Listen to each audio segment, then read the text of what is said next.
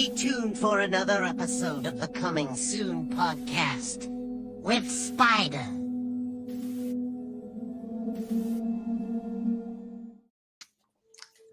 Hello, everybody. Spider here, Coming Soon podcast once again. San Antonio, Texas. And my guest, not so far away, man, CJ Goodwyn. How are you, sir? I'm doing good, Mario. Thanks for having me on the show, man. No, man. Appreciate you jumping on here. Now, of course, we were talking a little bit earlier. You are in San Antonio. Right now, you are in San Antonio, originally from Houston, you would say? That is correct. Yeah, I was born in Houston, but I've been in San Antonio at least 15 years, maybe a little bit longer. Yeah. Okay, cool, man. And of course, let me ask you, because a lot of people, they're just moving in, from all over the world. It seems like, they're all landing here in San Antonio, but a lot of people don't know about Fiesta, man. It's going on this week. I mean, have you been out there? Do you go out there and celebrate festivities? I go down there sometimes, but someone was asking me that earlier today, actually, and I haven't been down to Fiesta. It's been a few years for sure, but I think sometimes we get, when we're traveling, they're like, "Oh, you're from San Antonio. You go to the Alamo a lot?" I'm like, "No, man. Like, I've been there like a few times. Normally like on the field trips when we were kids, and I don't think people realize that it's pretty small, but definitely represent for sure. But no, I think it's funny when people bring that up. I normally go downtown mainly for like the Majestic Theater to see shows, or when the Spurs used to be downtown, I used to go down there for that. But, I thought you were gonna say when the Spurs were winning. I was gonna say, yeah, I was down there too, man. They haven't been doing so great. No, not for a while, but I think they'll be back here in probably about 2 years. I think they're going to be rolling with Wemby. So yeah, I was gonna say, well, Wemby being in the picture, man. I mean, of course, they gotta get used to working with each other. But yeah, man, I got high hopes. Definitely a great team. But yeah, man. I mean, you brought up the Alamo, man. I hadn't been out there in years, and just the other day, I was actually at a convention at the Henry B. Gonzalez. So I cut through. I was like, man, I haven't been on town in a while. Had to take a photo in front of the Alamo. It's been years since I've done that. So I said, I'm gonna be a tourist, but man, people don't understand. I mean, I grew up here, and the Riverwalk, once you've seen it, it's like, okay, well, unless something else is going on down there that'll drag you out, I can relate, man. I myself haven't been out there in a while, so I hear you. But yeah, man, I mean, of course, I dragged you out here, man, jumped on. You actually have a project going on, but I want you to go back a little bit on yourself. Filmmaking, when did this start for you? Sure. I think, I really jumped in when I was about 28, 29. So I got started late. Didn't go to film school, just self-taught, we did the Nolan style and Tarantino style. And that's just kind of how I got started. I was actually with my mom. We were watching some horror films at the theater, and I didn't really approve of them. And she was like, "Well, why don't you go make a movie?" I was like, "Well, maybe I will." And so that kind of helped jumpstart me just to go and do it. And the first film I made, it's kind of like like your own teaching course. You're obviously not going to make an Oscar-winning film your first time, especially if it's a no budget indie film. But you learn a ton, and that's what I did on the first one. And you just get better and better as you go along. Man, and of course, what was the first film you worked on? Let me ask you that. So my first film was called GH5, and basically I took the concept kind of like Twister. An F5 is like the strongest and most deadliest. Right. And so I did the same thing with like haunted houses, Ghost House 5, basically. And so our film, the ghost could hurt you, basically. Oh man, did anybody get hurt during the movie? Let's see. Well, actually, my brother was in the film, but when we weren't filming, he's over at the Shriner University. He was playing soccer one day, and while he was playing soccer, he actually tore his Achilles during our filming time frame. And so that was my first hurdle and obstacle to figure out, and we did. anyone that sees the film would never know that he had a torn Achilles because we just did movie magic with the camera and made it work. So. Nice. I was gonna say, did you just write that into the script and you were like, oh yeah, he was already injured, right? Right. That would have been another way to do it. Just Man, having and it of course, rehearsed during the film. yeah, no, yeah, for sure, man. And I was gonna say, I mean, having a low budget, like you said, earlier. I mean, of course, you use family, you use friends, you use people around you that you can just kind of like, hey, you want to jump on this? I mean, was it hard for you to get people involved in the beginning? The first film, I mean, not really. Like with my friends and family, they were willing to jump in and help out. And I knew kind of going in that was me wearing a lot of hats. Writing, directing, editing, a lot of that stuff. Yeah. And so we kept it pretty small, like on the crew side, which a lot of no budget indie films do. And you just work your tail off, man. You just did a lot, and nothing's really changed too much as far as that goes. Like I'm on my fourth feature now, and I still like to keep the crew pretty small. Right. That way, it's just more collaborative within that group, and people that I trust, that I know will get the job done. And but I do work, with a lot of volunteers. I bring them on early in the process. I like to coach and teach people. A lot of times you get people, it's their first or second time on a feature film. Maybe they've done one short but never been part of the feature, and so you just kind of go through the process and you teach them whatever department they want. And that's one of the advantages that I had making these films, is I was kind of in every department. So I learned how to do almost every department. And if you listen to Christopher Nolan, he did the same thing. Yeah. And so now when he's on his films, he knows whether or not the crew is doing what he's asking him to, because he's already done all that work before. You know what I mean? Right, right. No, yeah, you see, and that's funny you say that, because a lot of the films, the iconic, the ones, the classics that we go back to, a lot of them played out like that. When it came to characters, writers, producers, directors, they're running out of actors, so they're like, hey, you holding the camera, go jump on this, you kind of used what you had. But I mean, did you find yourself like that? I mean, because you've done acting yourself, so I mean, was that part of it? You were like, man, well, I guess I'll play this part and just keep the film going. So what's interesting is, for Eyes of a Roman, which was my last feature, that one, when I wrote it, I was talking to my buddy Chris about it, and the main character was filming almost every weekend. And again, it's another no budget, although we made it pretty epic, with Romans and barbarians and hundreds of extras and battle scenes and all this stuff. But they were only there for 2 days, and if you're there for 3 months, it's like, who am I going to be able to find that's going to be able to do that? Yeah. And then my buddy was like, well, why don't you just play him? And then I was like, well, maybe I will. And so I kind of took on that challenge. It was sort of my Braveheart moment, Mel Gibson directing and being the guy in the movie. True.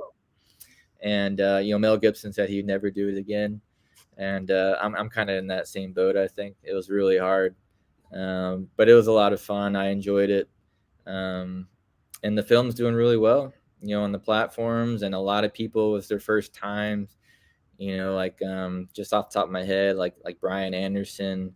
He's been in like 8 or 9 other movies now in San Antonio, working with directors, and his first start was on Eyes of a Roman. And there's a lot of people that got their first start, and I really like that, man. It's awesome to know that. It's awesome to help other cast and crew members kind of get going. If you're a writer director like myself, you do like one film every like 3 years, so like when you're an actor, you can go be in like 15 films a year if you wanted to. And I'm not able to do that. And so I always, the projects I make, they have to be pretty special for me to take on, because I know it's going to take 3 years of my life. So wow, man. You see, and that's another thing you said also, because a lot of times you're getting a lot of first timers when it comes to being behind the camera or in front of the camera. I mean, has there been like an incident where somebody was like, hey, I want to be an actor, and it just turned out that they're calling with somewhere else, like whether we're holding the camera, doing the sound check? I mean, Yeah, I think so Derek Meyer, he's another one of my friends, and he's an actor. He does theater acting. He was Terrius in the Eyes of Roman film. He played another supporting role in that movie. And for Sherlock, he was actually my boom operator, Oh, and no. he was also my wardrobe head of wardrobe. And then he also was my set builder. So he was a very talented person and wore some hats. And he didn't act in Sherlock. Well, that's not true. He actually did have a small cameo in Sherlock, but not to the effect of what the Eyes of Roman part was. So yeah. So sometimes the actors that I work with, they do move into the crew side, and I'm willing to do that as long as they're willing to learn and do the right process. That way, the film never gets hurt. I always say no one's bigger than the film, including myself, and I really believe that because everyone's putting in this time and effort, energy, money, just everything. And so, although it may be a low to no budget type film, I take it, pretty seriously on the professional Oh, side and yeah. make sure that we're getting it done correctly. But with that, I consider myself pretty laid back, and we keep it pretty fun and drama free set, so everyone has a good time. It's supposed to be fun, right? You're making films; it's supposed to be fun. So Oh, yeah, yeah. I know it can be stressful at times, and I'm sure there's times where you were like, man, but yeah, the mentality. I mean, everybody's got to stay working. I mean, I know, the actors themselves. I mean, having to work together a lot of times, they become friends outside the film. It's just something that happened with your circle. I mean, are you guys pretty kin when it comes to like hanging out or going somewhere? well, it's interesting you say that because I actually tell like some of the newbies, I guess, Yeah. like, look, we're gonna be filming for 6 months, but once it's over, we all kind of go back to our lives, and a lot of times you're not going to be like, like, I'm 42 and we got like 21-year-olds, and it's like, look, I'm not going to be going hanging out with you, and that's not going to happen, and so we're more like film friends, which we'll see each other online and social media and stuff, but we won't be hanging out. Um, and sometimes that can be hard for people. I know my first film, once we were done, like no one really reached out and I wasn't hearing from anybody. And I'm just like, okay, cool. And then it became sort of the mindset of like, well, it's a business, Yeah. you're making a movie.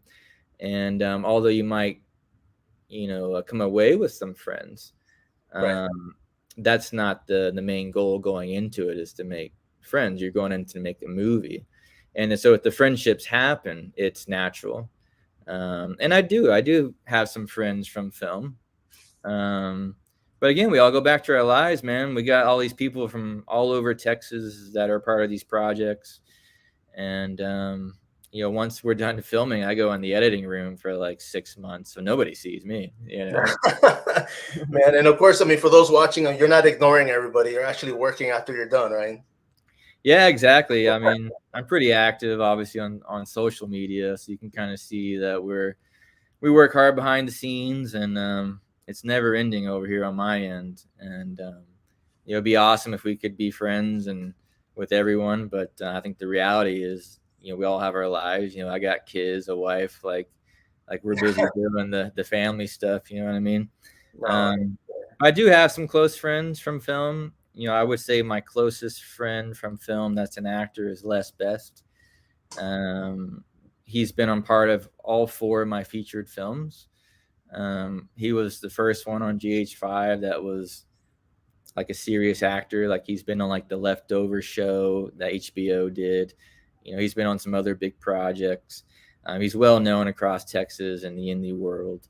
And I don't know, man. He saw something in me, so he came back for my second feature film, which was awesome. And then Nice. on the third feature film, I made him Marcus Crassus, which he killed that role. And then on this fourth feature film that I'm in post production now, he's Sherlock Holmes.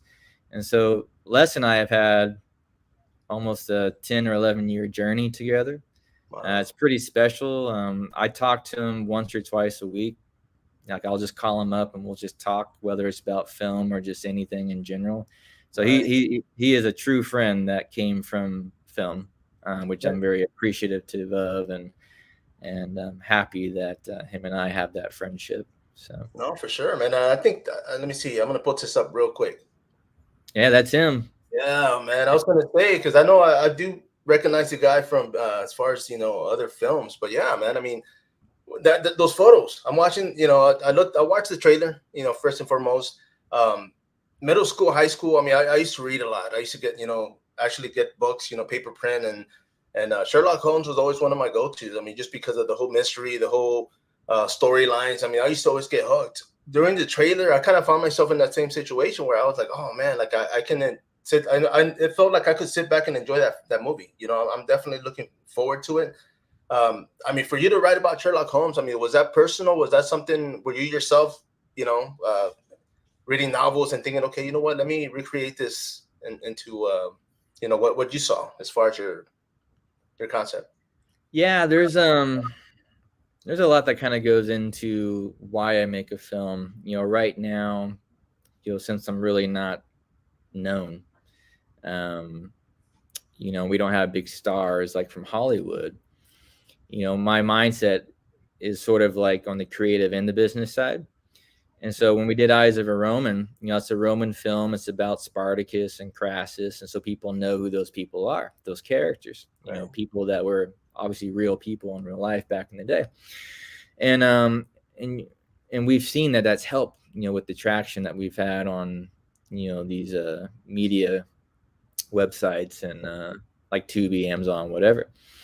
And so then it's like, okay, what can I do next? And the Sherlock Holmes is obviously a character that most of the world knows. So I'm like, well, I enjoy Sherlock Holmes. I read a few books, but I didn't want to read all of them because I didn't want to emphasize what I would write, because I write Right. my own scripts also for the movies. And then the reason why I like the character is because Arthur Conan Doyle, who created Sherlock and wrote the books, if you read his material, his character is actually pretty dark, and he did a lot of drugs and alcohol, and he was always in these dark moments. I'm like, wow, that'd be very interesting to humanize Sherlock Holmes and really show what it would be like on a weekly basis if this man went through, solving crimes, dealing with killers, seeing just people mutilated on a weekly basis, Yeah. with your friends and family around you. What would that do to a person? And I thought that was very intriguing to me. And obviously in my mind, it would have to be like, well, we want to show what the years did to him. And Les, he's an older man, and it just kind of fit. It all just kind of came together where I could see Les playing Sherlock, because he's very versatile. He can do just about anything, and I really wanted to push Les to the limit. And we had that conversation. I think he would say that I did that. In this movie, we pushed a lot on the material. But that was the reason why I was attracted to the story.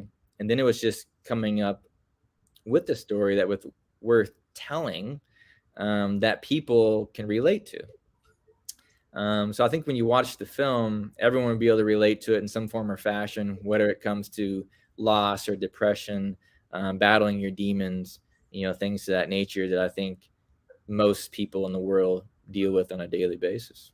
Right.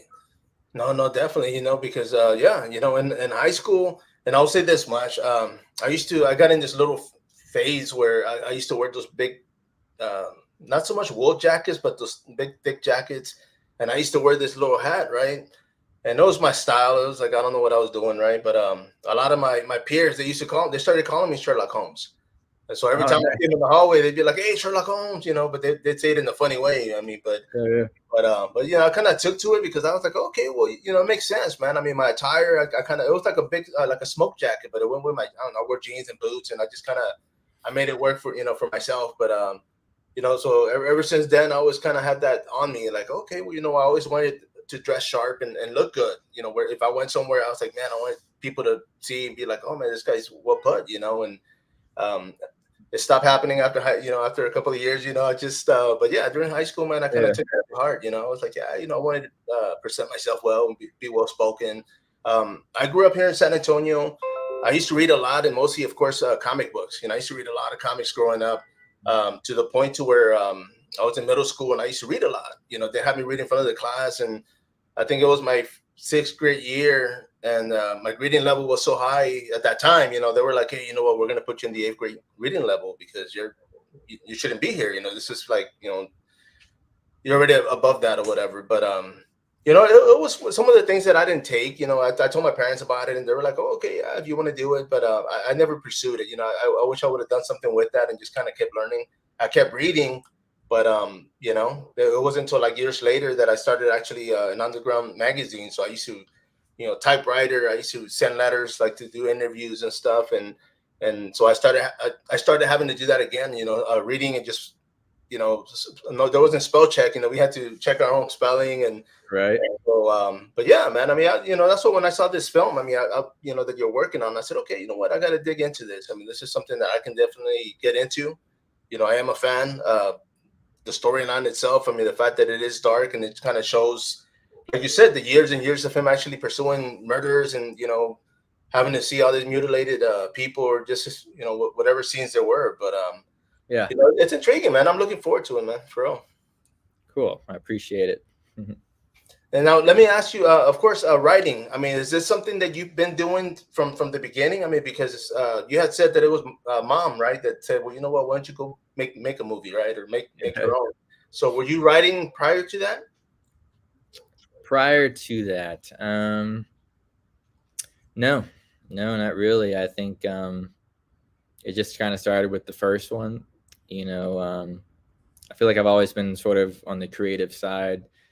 Just with my past jobs, being, I was like a rec manager for a while, and we did a lot of entertainment type stuff, whether it was putting on our own shows or whatever. And so I would write those little skits, kind of like SNL style, And but no, I just felt like if I was going to do it, I wanted to write the story also. Yeah. And as you continue to do, you get better and better and better. And Sherlock's was definitely the most challenging, just because how Sherlock speaks. He's very, just smart, witty, and fast thinking, and all these things. But on the same token, in my story, he's a broken human. Yeah. And so we kind of have three stages in the film that Les and I had to talk about, because we do like some flashbacks and stuff. So we show some of the younger version, and so we wanted to show, like, yeah, that's Sherlock Holmes, like very fast and witty. And then we show the broken Sherlock, where he's not quite like that anymore, because we wanted to show what the world can do, to you. So anyways, but yeah, like, so writing, I've written all my scripts for all the films I've done. And I'll probably continue to do that. I think that's some of the fun, and you want to create, your vision. And, I think I tell the youngins that ask me, I just tell them, like, write a story, and make a movie that you want to see. If you're writing or making a movie for someone else, your passion's not going to be in it. It becomes more of work instead of passion and love for what you're doing. And so that's just what I believe. But, I think it makes the process more fun and more meaningful for you. Right. Like I said, if you're spending 3 years of your life on this project, you better make sure that you're making something that you want to see, and that, you're doing it for the right reason. You know what I mean? Mm-hmm. No, you see, and I was gonna say, because you said, all the youngins, man, you're still young yourself, my man. So, you definitely, Yeah. But let me ask you though. I mean, obviously now you're more laid back. You have family, kids. Were you like that before? I mean, growing up, I mean, I'm a homebody. I'd rather be home than out when I was younger. I mean, of course, I'd go to shows and concerts and whatnot, but for me, I'd rather be home. People ask me, like, hey, they invite me out. Like Fiesta, I was supposed to go yesterday, and I was like, man, I didn't feel like being around a lot of people. So. Yeah, so I'm happy being here. Yeah, I'd say so. I don't get out too much. Like, I'm pretty, like a homebody, I guess. Family, things of that nature. I think, when I was younger, my mom, I have two brothers, and so we were very competitive on sports and just everything that brothers do, and that was my life for a while, all the way through college. I played college soccer, I played high school soccer, high school basketball.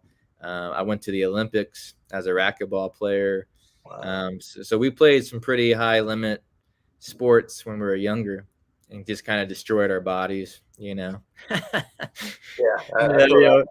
yeah, you get to your mid-20s and you're like, man, I feel like I'm 50 already. It's just your Oh, body's just that hurt. destroyed. And so I kind of phased out of sports and then went into filming.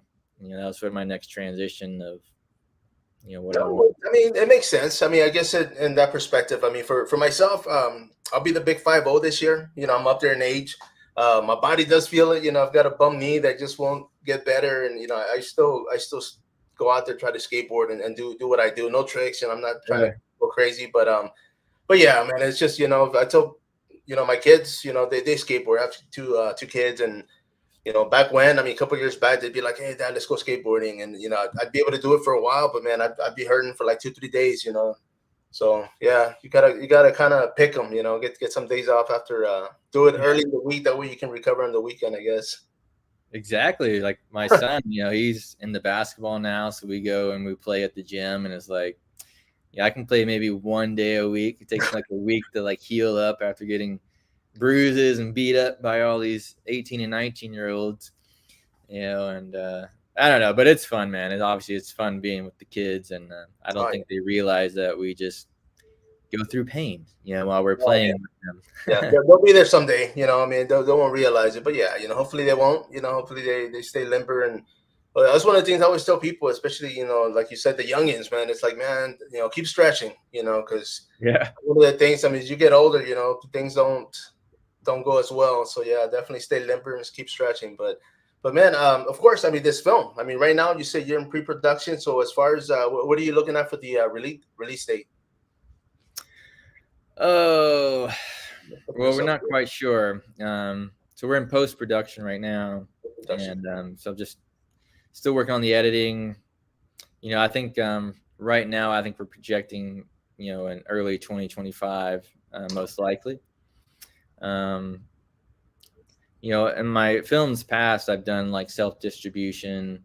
Eyes of Roman, I went through Film Hub, and they helped me get on platforms and stuff. But with Sherlock, we really want to take it to the theaters, and so my marketing executive, Kayla Rich, she's helping me behind the scenes to find theatrical distribution with some companies, and we really want to do that, man. Like I know other guys in the industry, like Damien and Michael, that did like the Terrifier 2 film, and they got the third one coming out, and they did very well at the theaters. And so it's definitely doable. You just have to find that right theatrical distribution company that believes in your project, and there you go.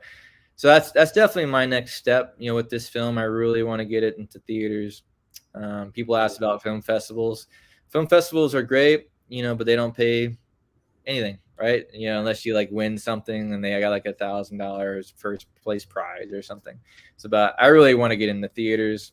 My main goal is to continue to climb that ladder and get to that level where we're at the theatrical distribution level, or bringing in money. That way we can bring back crew, bring on better crew, better cast, just continue to bake bigger and better films. And everyone's getting paid, and we're doing it right here in San Antonio. And that's what I would like to do. Nice. No, and let me ask you, when it comes to filming, has most of your filming been done here in San Antonio?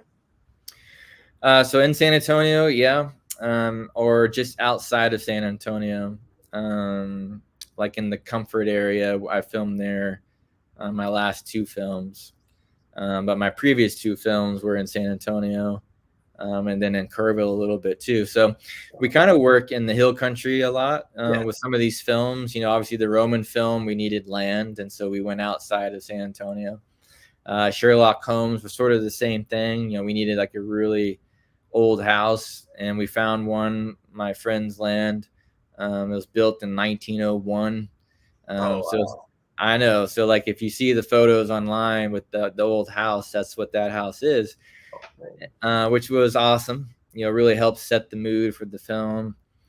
But no, like downtown here around San Antonio, I've definitely have worked on other films, and I'm looking to make films here. And I think there's a lot of short films that happen here, Right. but I like to kind of get the features going and is really show the U.S. that we can make films here too. I think Austin and Dallas, they get a lot of love, and I just think SA has the talent. I think we're just sort of lacking the push on the marketing side to show the nation that we can make feature films. It's almost like we need our shot, and people are making films. You had Rob on here. He made his first feature film, the Chupacabra movie, and which was awesome. I actually sat down with Rob, I don't know, probably like a year before he started filming, and he sat down, and I got sort of first glance at the script. So that was fun. And Rob's helped me out. He's given me some of his equipment for my films.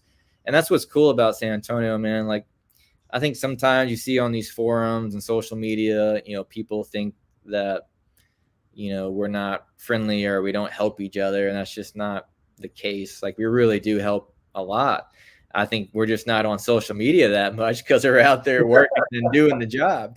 You know what I mean? So. No, you see, that's pretty cool to hear, man. And I'm sure because, I mean, there are, writers and actors that I've talked to, like yourself, that plug in other people, and they're like, oh, yeah, man, like they need something, I'm there, they need an extra, or, I'll fill in.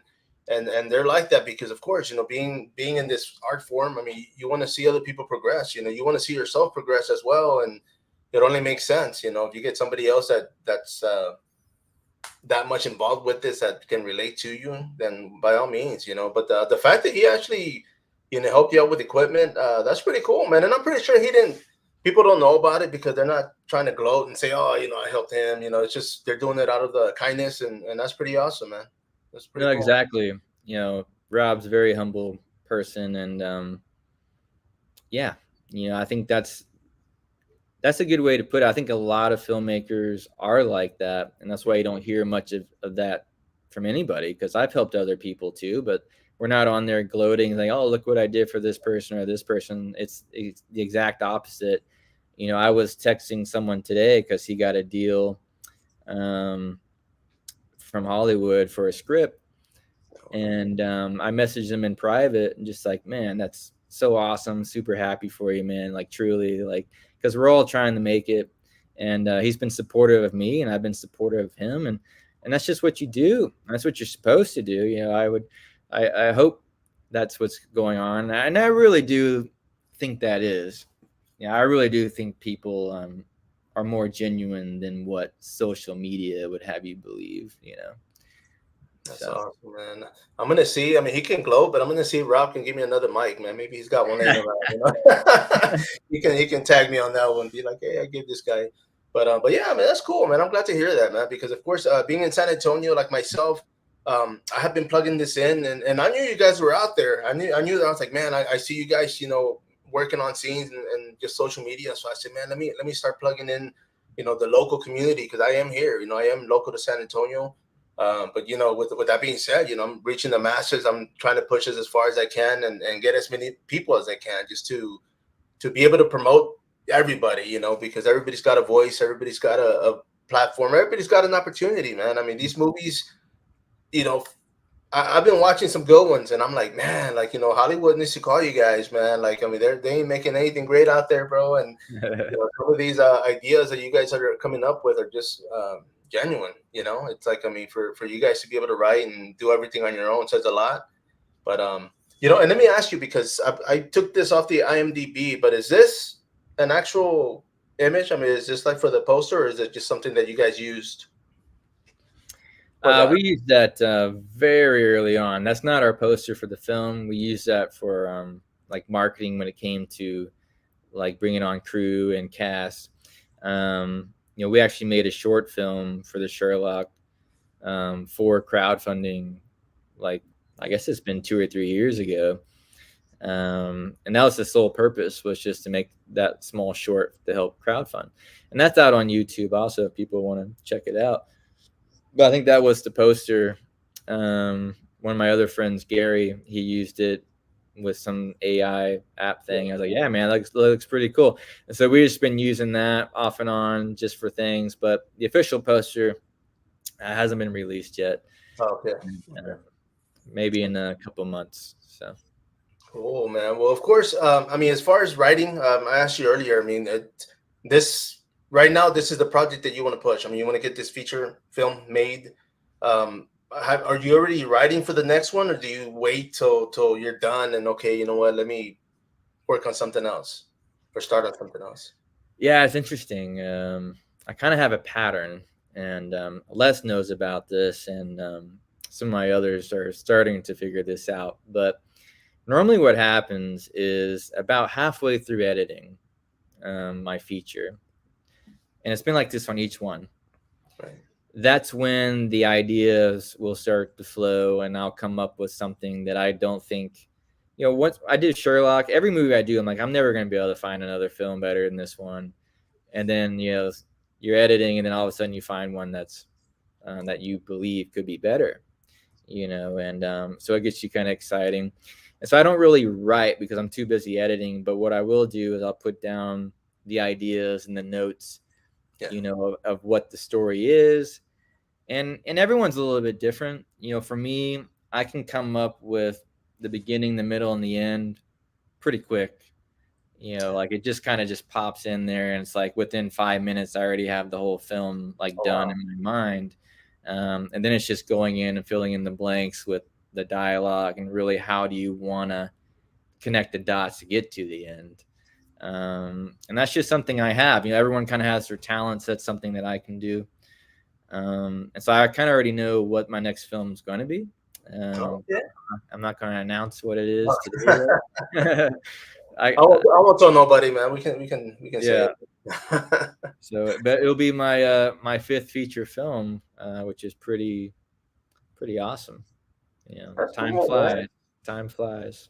You see, and let me ask you, because of course, the past feature films that you've been doing, do you put these on DVD? Have you put them on media format, or are they just streaming? I have DVDs for Jackson. For Eyes of a Roman, I didn't do any for that, just because it didn't really seem like much of an interest to it at that time. Doesn't mean that I won't do it. I mean, I have the file. I can make a DVD anytime. I think as filmmakers, we kind of get stuck in the creative mindset, and the business side of it kind of escapes us. And, I guess to answer your question, it's like I don't have really a lot of DVDs just sitting here at my house. For me, really, I would want it to be more like, okay, let's fill it up. So, if there's 50 people out there that would like a DVD, well, then I can go and mass produce them a little bit and do that.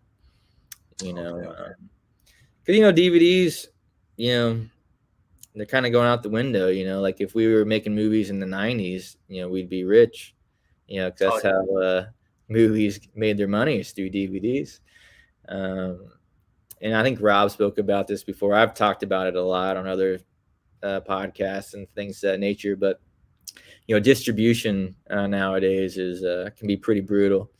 And at one point, like Amazon was kind of the go-to place where you're actually making money.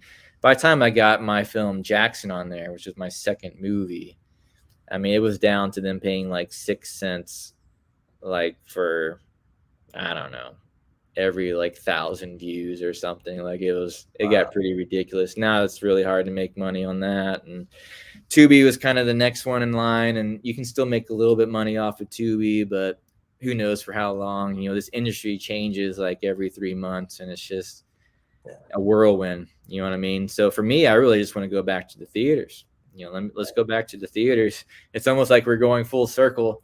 Yeah. And I was going to say, because DVDs, I know for the most part, a lot of physical media, I know some of the big stores got rid of them. They were like, man, they're not selling them anymore. Yeah. For the most part, a lot of movies are being streamed. But with that being said, I mean, then some of the guys have said it on here also. Like they stream them for so long and then they cut them and that's it. Like you can't find it. So for me, I mean, I would love a DVD copy of every film. Just because. I mean, even if I can't find it on the stream somewhere or on YouTube, it's like, okay, well, I got it right here. I'll throw it on there and Right. be able to enjoy it. But yeah, there is. I know when you guys do the fundraisers as far as the crowd fund. Do you guys ever do Indie? I think it's Indiegogo. Yep. You see, because a lot of times they do like where they'll like do a pre-order of DVDs. I mean, has that ever been an option to where people would be interested? Okay, well, you know what? I mean, people that are in it, friends and family want to purchase and support. Sure. Yeah, we actually have an Indiegogo campaign going on right now, and one of those perks is a DVD. Yeah. So we are doing that for this one. Another thing that we're doing, I got Kayla working on is, sort of like a website, and probably within the next 6 months, we're going to build something up where you'll be able to purchase any of my films Nice. with a DVD if that's what they want. Like they'll have the option to do something to that nature. I think now, like, I feel like at least within my community and the people that know me and my followers, I feel like I have enough now where that could actually be worth something. Not a waste of time. Like people actually will purchase these, and you might be able to make a little bit of money on it. I think before, my first 2 films, I just don't think there would have been enough people for the value of how much it would cost to make the DVDs.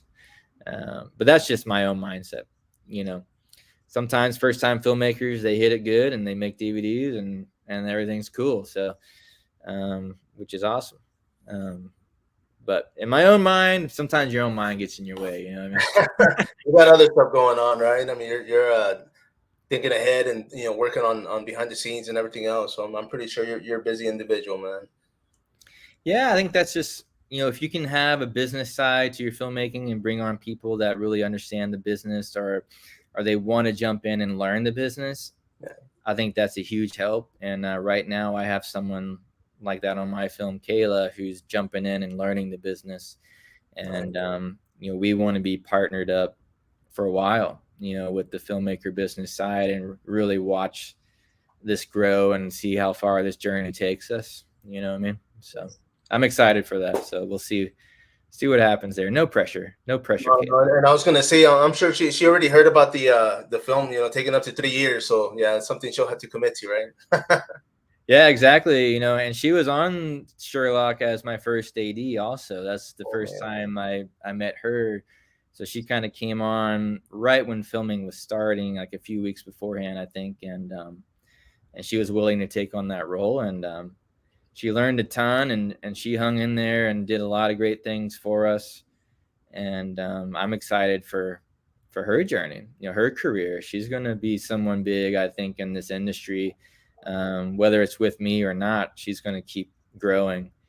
Hopefully it's with me, but I could see her surpassing me at some point and just keep going. And I'd be super happy for her if that was the case. So you see, maybe you'll be the Les in her movies later on. She'll bring you in and put you in as a right. All right, well, I'll give CJ a cameo because he helped me out when I was younger. Cool, thank you. There you go. You'll be in the background somewhere, drinking coffee. But hey, yeah, there you go, man. That's my elbow. Yes. There you go. Yeah, sure, man. I'm telling you.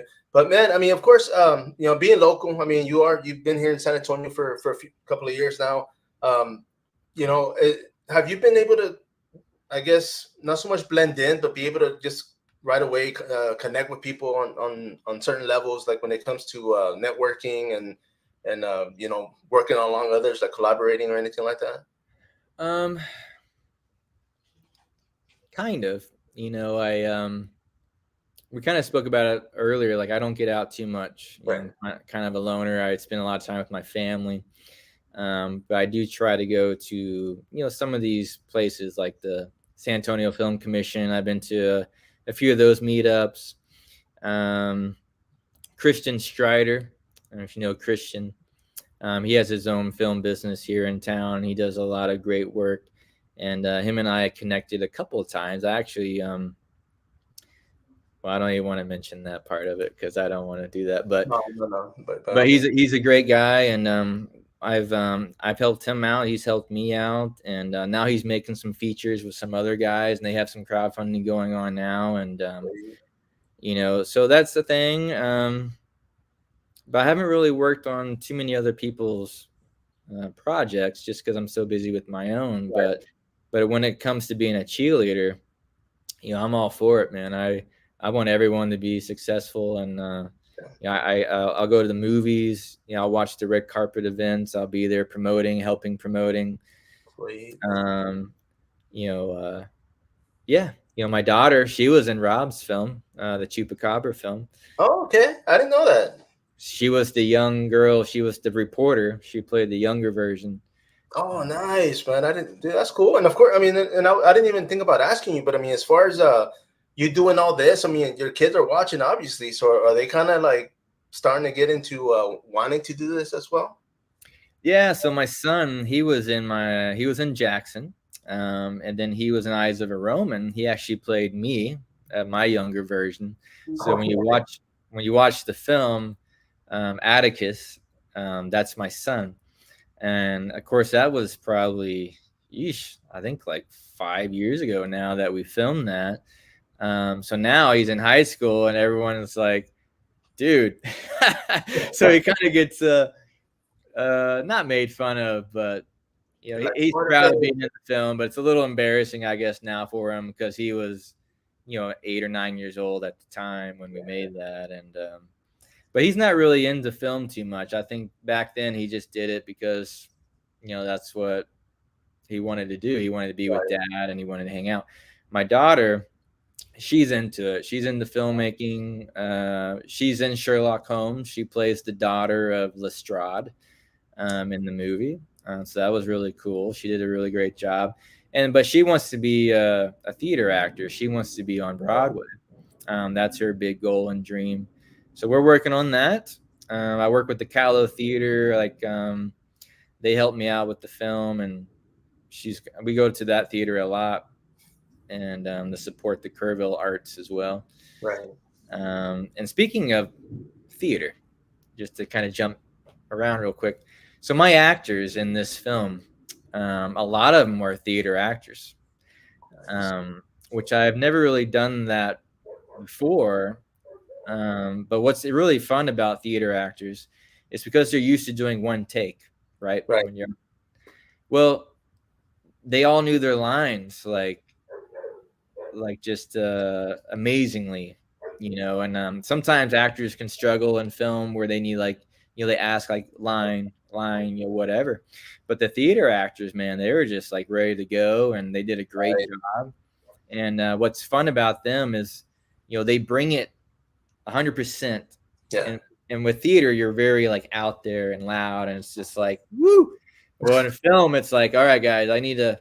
But that was really great because I didn't have to bring them up. All I had to do is tell them like, hey guys, come down a little bit, and there you go. It'll be good. You know what I mean? So that was cool. That was fun too. A lot of great actors on this film. So. No, for sure. You see, and that's another thing too, because even in Hollywood, I mean, you see a lot of actors that have been have had big roles, and they end up going back to theater. I mean, so it's just you never know where it's going to take you in life. It could be both or vice versa. No, for sure. A lot of great actors are in theater, like Hugh Jackman, and oh yeah, man. I could go just down the list, but anyhow.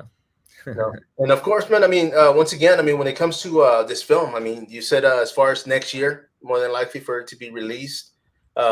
Right now, I mean, you are working, you have somebody working as far as putting it in theaters. Are you thinking about, I mean, all the other ones have been done, but have you thought about putting the other ones in theater as well? I mean, even if it's like for a one day or be able to stream it or screen it, should I say? Screen? Sure. Yeah, I think Eyes of a Roman for sure could go into the theaters. It played at a couple of theaters when it first came out. But that would be a fun one to be in there.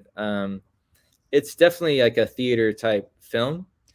I think when you watch it, there's some beautiful drone shots, some beautiful battle sequences. It definitely deserves the big screen treatment.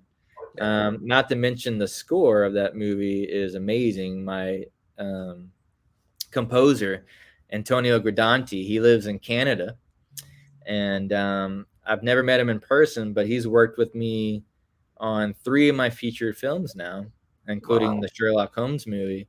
And he made a beautiful score in that film, and he was the one that made the score for my teaser trailer for Sherlock, and he'll be writing the music and doing the score for the film as well, once I get him the completed film, because he doesn't mess with the music until the movie's completely done, right? So No, you see, but that's pretty cool because these are the relationship that you've been getting from the get go. You know, from the first film all the way up.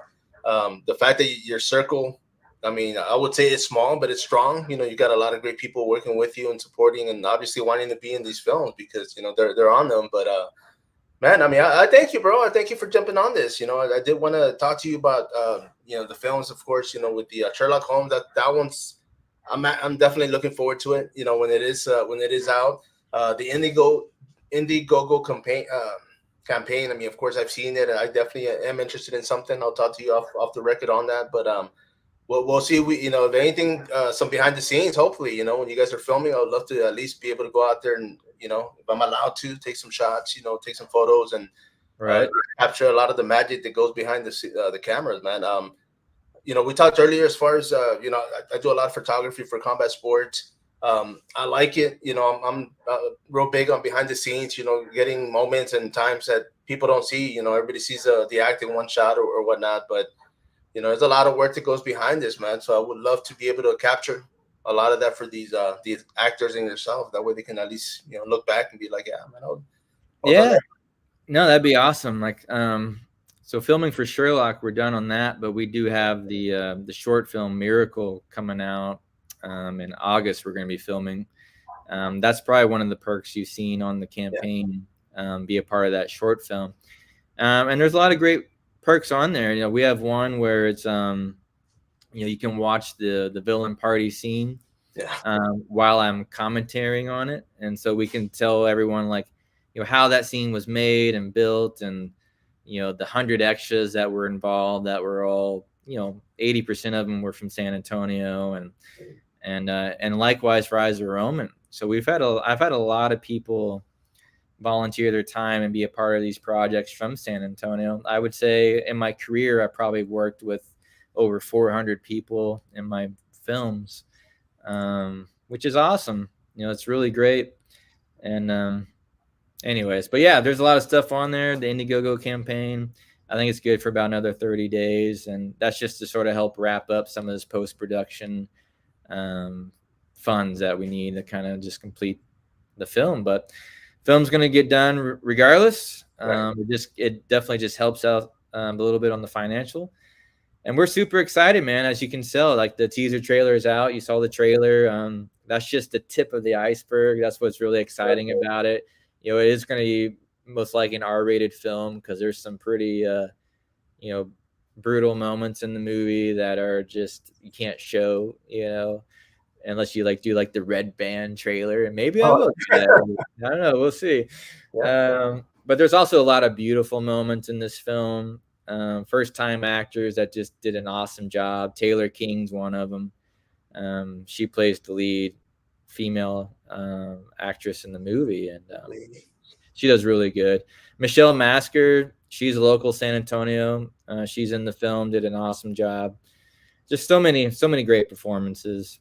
I'm excited to show the world. So, no, for sure, and I'm sure they will. I mean, this is picking up momentum. I mean, you talked earlier about being from here in San Antonio, but being that a lot of, pretty much all of California is moving down here. A lot of the producers, the writers. I mean, Austin's always been big on film. You mentioned Dallas, of course, the same thing. San Antonio. Growing up here myself in the '80s, I mean, we were always behind when it came to a lot of things, man. Whether it was style, music. I don't know why it's like that, but I mean, it's been picking up a lot of momentum. So yeah, man, I think it's time people realized, what we have down here, because there's a lot. There really is. I think as long as we just keep helping each other and pushing everyone's content, that goes a long ways, and it just shows, that more of the supportive side, which we do, man. We support it a lot. We just we don't put it out on social media that much. It's really just more phone calls or text messages or emails, which is great. It just shows how humble we are here in San Antonio. No, Because we don't want to make it. We talked about it earlier. We don't want it to look like that. like a little brag. Oh yeah, I helped that guy out. But yeah, that's cool. Exactly. But my man, I do appreciate you. Is there anything you want to say before we wrap this up, man? Anything you want to plug in? Really, I just anyone that was a part of the show and watched and tuned in, just to check out the teaser trailer for Sherlock Holmes. You can check out the short film too if you like. We do have our crowdfunding campaign going on. A lot of awesome perks in there. The short film Miracles coming in August, so we're gonna be doing a casting call for that for some of the roles. So that's coming soon. Eyes of a Roman is out on Tubi and Amazon and Stash YouTube, which is doing pretty well. 260,000 views on that so far. And so, yeah, man, I think just being a part of the journey, I just want to thank everyone that's been following me from day one, or if you jumped on last week, that's awesome too. A lot of great things coming. I'm really excited for it. And I'm excited to get this Sherlock film, the theater treatment that it deserves. So coming soon, guys. I really appreciate the love and support. And thanks for following, supporting Mario as well. Thank you for having me on the show, buddy. I really appreciate it. No, definitely, man. I mean, I'm glad you decided to jump on. I appreciate that. I mean, don't hang up yet. Everybody out there, of course, make sure I'm going to plug in the social media outlets, the Indigo on the YouTube channel as well. So definitely subscribe, follow up, support, indie films, man. I mean, there's feature films, make them happen. Appreciate you. Everybody out there, of course, once again, Spider, Coming Soon Podcast. So next time, follow up.